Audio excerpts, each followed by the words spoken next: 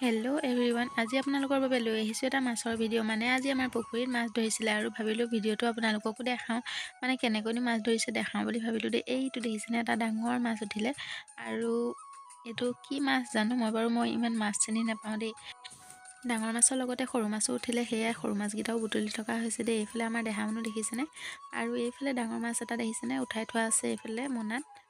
এইটো কি মাছ জানো, এইটো মাছো মই চিনি নাপাওঁ। আৰু এইফালে দাদাজনে জাল মাৰিবৰ বাবে ৰখি আছে, যিহেতু মাছবিলাক ইফালে গুচি গৈছে। পুখুৰীটো বেছি দ নহয় দেই, পানীখিনি শুকাই গৈছে। আৰু এতিয়া জালখনি পেলাই দিলে আৰু চাই থাককচোন মাছ উঠে নে নুঠে বাৰু। টানি আছে দেই, আমি অপেক্ষাত ৰখি আছোঁ আৰু কি মাছ উঠিব চাবৰ বাবে। আপোনালোকে যদি ভিডিঅ'টো চাই ভাল পাইছে, লাইক কমেণ্ট এটা কৰি দিব। আৰু যিসকলে মোৰ চেনেলটো ফ'ল' কৰা নাই, ফ'ল' কৰি দিব প্লিজ। আৰু যিসকলে চাই আছে তেখেতলোকক বহুত বহুত ধন্যবাদ জনাইছোঁ দেই।